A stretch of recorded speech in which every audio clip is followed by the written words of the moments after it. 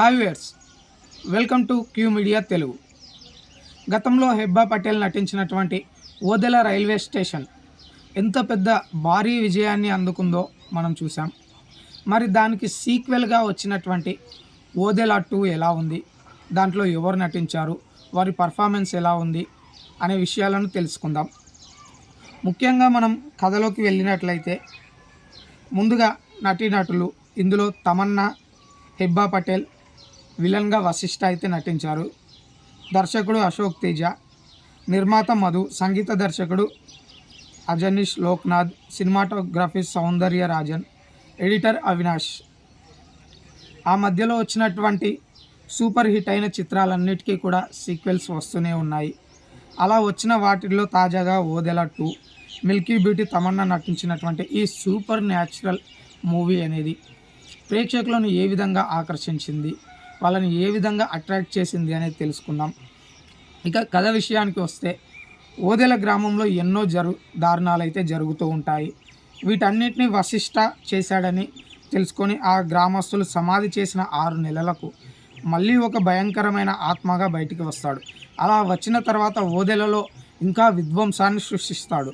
మరి అతనిని కట్టడి చేసేందుకు గ్రామస్తులు శివశక్తి అయినటువంటి భైరవి, అంటే ఇక్కడ తమన్నా, సహాయాన్ని పొందే క్రమంలో ఏం చేశారు, మరి తిరుపతి మరణం వెనుక అసలు కారణం ఏమిటి, దుష్టశక్తికి దైవశక్తికి నడుమ జరిగినటువంటి పోరాటాలు ఏ విధంగా ఉన్నాయి, ఇందులో ఎవరు గెలిచారు, భైరవి ఓదెల గ్రామానికి ఎందుకు రావాలనుకుంటుంది, తిరుపతికి భైరవికి ఏం చేస్తాడు అనే విషయాలను తెలుసుకోవాలంటే ఖచ్చితంగా ఈ చిత్రాన్ని చూడాల్సిందే.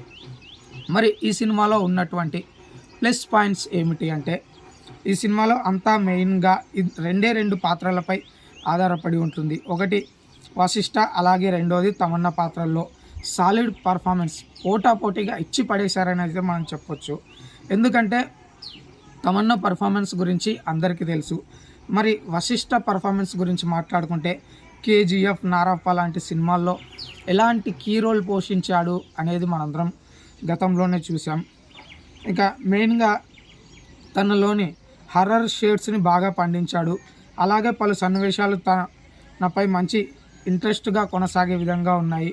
సెకండ్ హాఫ్ని తమన్నా టేక్ ఓవర్ చేసిందని చెప్పొచ్చు.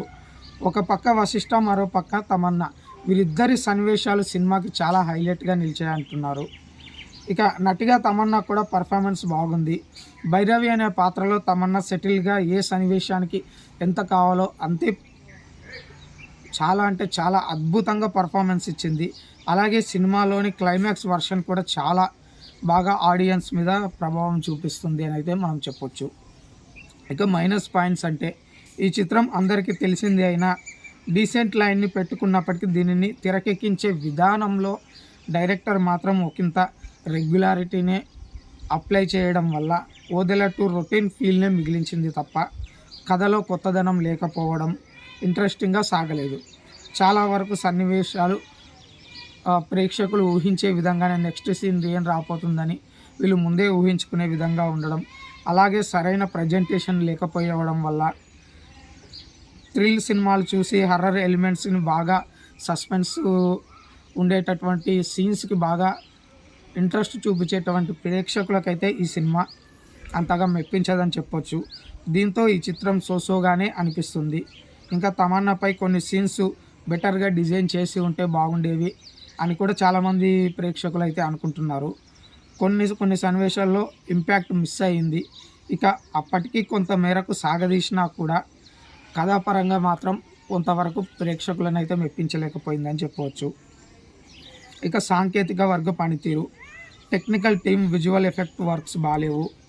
అజనీష్ లోక్నాథ్ మాత్రం తన మ్యూజిక్తో చాలా సన్నివేశాలకు ప్లస్ పాయింట్గా నిలిచాడని చెప్పొచ్చు. అలాగే సౌందర్య రాజన్ సినిమాటోగ్రఫీ బాగుంది. అవినాష్ ఇంకా బెటర్గా ఎడిట్ చేయాల్సి ఉంది అని అయితే అంటున్నారు. ఇక దర్శకుడిగా సంపత్ నంది అందించిన కథ డీసెంట్గానే ఉంటే దానిని సాధ్యమైనంత వరకు దర్శకుడు అశోక్ తేజ ఎలివేట్ చేసే ప్రయత్నం చేశాడు. కానీ దీనికి ఆవిష్కరించే స్కోప్ మేకర్స్ మిస్ చేసుకున్నారని అయితే మనం చెప్పవచ్చు. ఇక ప్రజల తీర్పు ఏ విధంగా ఉంది అంటే, మొత్తానికి అయితే ఓదెల 2 ప్రధాన తారాగణమైనటువంటి తమన్నా, వశిష్ఠ సాలిడ్ పెర్ఫార్మెన్స్లు మాత్రమే ఈ సినిమాను ఆకట్టుకున్నాయి. కథాపరంగా అయితే చాలా స్లోగా ఉంది, అన్నీ ఏం జరగబోతుందని ప్రేక్షకుడు ముందే ఊహించే విధంగా ఉంది తప్ప ఇంట్రెస్ట్ వచ్చే విధంగా లేదు. దీనికి 2.2 మాత్రమే రేటింగ్ ఇస్తున్నామని అయితే చెప్తున్నాం.